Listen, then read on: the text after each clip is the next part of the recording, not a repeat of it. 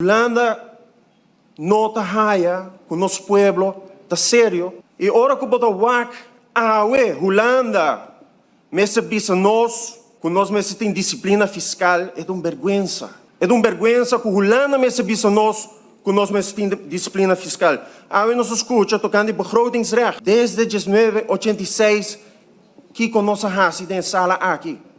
Pressuposto não está laat, o parlamento aqui não há acto. Já rekeningen não está laat, nós não há acto. Que dia o parlamento aqui exigir do governo me quer e já rekening na tempo, se não me demanda o ministro de Finanças casa. Não passa. E não passa que nós que papi de begrotingsrecht, então qualquer companhia do país aqui, qualquer companhia se não tem sua administração em place, pode haia belastingaanslag, ambtshalve. Pero pode país com GDP de 6 bilhões, pode uma organização, governo, que cobra como 1 bilhão florim para ano, na invoerrechten e na imposto, então nossa administração está na werk. É uma vergonha. É uma vergonha que ainda nós sabemos nos begrotingsrecht sobre o parlamento aqui não controla o governo. O parlamento aqui não tem direito de existência. Ora que não se chama nós, templo parlamento, com outro nome se chama nós. Então, diz para ilustrar isso aqui, nosso papel hopi de negociação com Holanda, obrigar-nos, etc. Dia 9 de novembro de 2020, o ministro-presidente manda uma carta no parlamento aqui. E me traduzir a carta.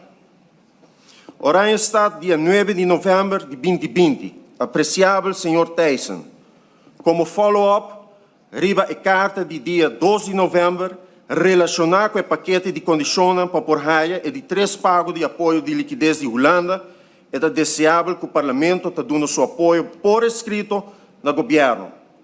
Para demonstrar ao Parlamento seu apoio ao Parlamento por cópia, o seguinte texto. Sai do Parlamento aqui.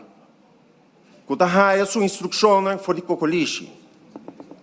Então, o texto está para motivo de texto que o governo manda ao Parlamento dia 18 de agosto e dia 10 de setembro de 2020, contendo o landspaket, o RAFT e a lei para instalar o órgão de reforma e recuperação e para motivo de emenda que o primeiro-ministro manda ao Parlamento dia 12 de novembro de 2020, o Parlamento está informado que o brinda ao governo o apoio necessário para completar a negociação, de modo que o por acordar a nível político e contenido do landspaket e a lei de reino.